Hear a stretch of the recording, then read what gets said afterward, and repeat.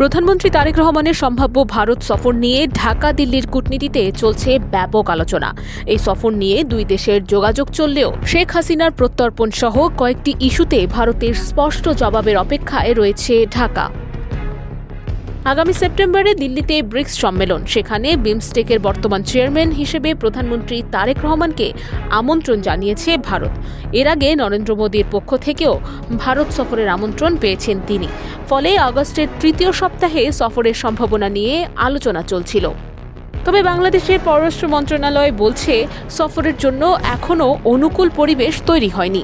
ঢাকার মূল দাবি, দ্বিপক্ষীয় প্রত্যর্পণ চুক্তি অনুযায়ী শেখ হাসিনা ও অন্যান্য পলাতক অপরাধীকে ফেরত পাঠানো এবং শহীদ শরীফ ওসমান হাদী হত্যাকাণ্ডে অভিযুক্তদের বাংলাদেশের কাছে হস্তান্তর। বিশেষ করে গত ৫ আগস্ট দিল্লিতে শেখ হাসিনার প্রকাশ্য বক্তব্যকে ঢাকা সম্পর্কের আস্থার পথে নতুন বাধা হিসেবে দেখছে। তবে বাংলাদেশ যে ভারত সফর বাতিল করেছে এমনটাও বলছে না প্রধানমন্ত্রীর কার্যালয়।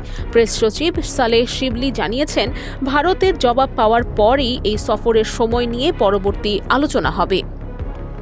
অন্যদিকে ঢাকায় ভারতের হাইকমিশনার দীনেশ ত্রিবেদী বলেছেন, তারেক রহমানের ভারত সফর আরও দ্রুত হওয়া উচিত। তার মতে, দুই দেশের সরকার প্রধান সরাসরি বৈঠকে বসলে মতপার্থক্য ও অমীমাংসিত বিষয়গুলো আলোচনার মাধ্যমে সমাধান করা সম্ভব। অর্থাৎ একদিকে ঢাকার প্রত্যর্পণ দাবি, অন্যদিকে দিল্লির দ্রুত বৈঠকের আগ্রহ। এই দুইয়ের মাঝেই আটকে আছে তারেক রহমানের দিল্লি সফর। এখন ভারতের আনুষ্ঠানিক জবাবই ঠিক করবে ব্রিক্সের মঞ্চে তারেক মোদি বৈঠক হবে নাকি ঢাকা দিল্লির দূরত্ব আরও কিছুটা বাড়বে।